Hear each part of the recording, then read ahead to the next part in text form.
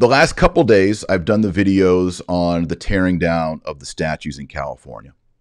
I don't know about you, but it drives me mad to see the statues of the saints torn down and dragged, red paint poured upon them. So people started asking Barron and the California bishops, what are you going to do? You got to do something. You can't just sit in your rectory and watch this happen. So on the screen, you'll see a tweet. Great, another letter. What action are you going to do? It's time to go into the streets, to talk in person with Antifa and BLM. You also need to get men out and stand guard around any other valuable statues. He says, Bishop Barron, that's the laity's job, exclamation mark. You are meant to sanctify the public space. The bishops aren't police officers or politicians or community organizers.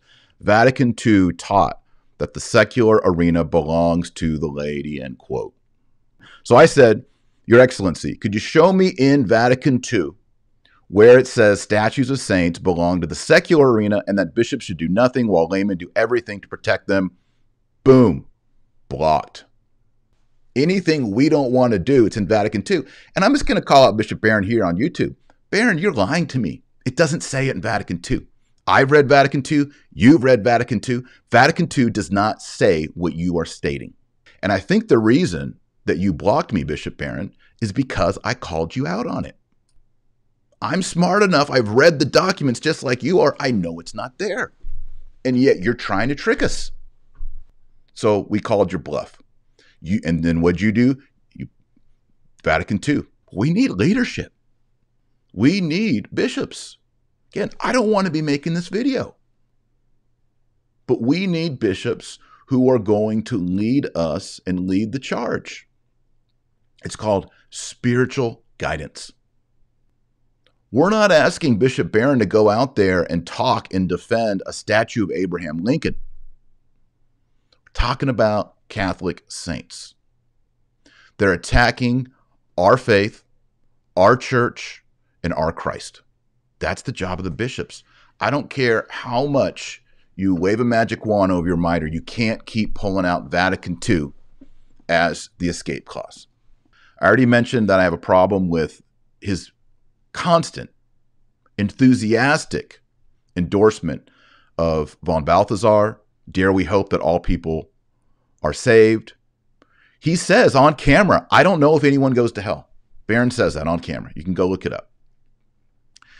But Balthasar, who has some crazy views. Balthasar says, that Christ descended and had solidarity with the damned. That's heresy. We believe Christ descended into hell, but he went to the limbo of the fathers, the Sheol, Abraham's bosom, and delivered the Old Testament saints and brought them to heaven. That's orthodoxy. That's what all the church fathers teach. None of them teach that Christ went to the damned and had solidarity with the damned. That's a heresy of Balthasar that he gets, by the way, via Barth to John Calvin. Calvin teaches something similar. It's all there in Switzerland.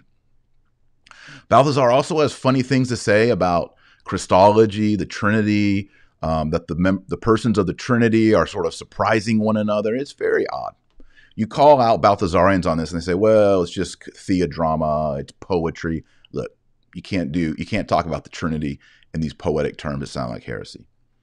Also, Barron, when he went on Ben Shapiro, this is a big problem. He said Christ is the privileged way. No, Christ is not the privileged way. Ben Shapiro said, hey, I'm a Jew. I'm not a Christian. Does this mean that I'm in trouble, Bishop Barron? And Bishop Barron was like, not necessarily. Ever since Vatican II. Notice he pulls out that Vatican II card all the time. He says, Christ is the privileged way. No. Bishop Barron, Christ is not the privileged way. Christ is the only way to the Father. John 14:6, I am the way, the truth, and the life. No one comes to the Father except through me. That's what Jesus said. He didn't get whipped and scourged and crowned with thorns and carry the cross and get crucified to be the privileged way, to be the fast lane, to be the toll road where you get to skip the traffic and go a little bit faster, a little bit more convenient. No, he's the only highway, the only road, the only passage to the Father. John 14:6. What he should have said, if Barron was on point on this. He could have said, Ben Shapiro, you're Jewish. There's 613 laws in the Old Testament. How are you doing? What's your score? Are you fulfilling the law? Are you righteous in the sight of the Torah? And I imagine Ben Shapiro would be like, well, I do my best. And he could say, because the Apostle Paul, who was also Jewish, said that we can't be justified by the law. This is in Romans and Galatians. And so what you're striving to do by the law, you can never accomplish. And that's why Christ came into Israel. He perfectly fulfilled not only the 10 Commandments, but all the law of the Torah. And by baptism, we are incorporated into Christ, and therefore we are righteous. We become fulfillers of the law by being in Christ. That's what St. Paul says.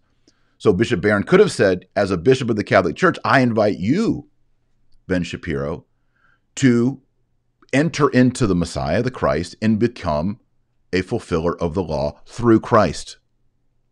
And the way you enter into this reality is through baptism. Ben Shapiro's a smart guy. He knows what Christians believe. He could have accepted that. I mean, he may not have accepted the gospel offer, but at least it would have been legit, biblical, not this Christ is the privileged way.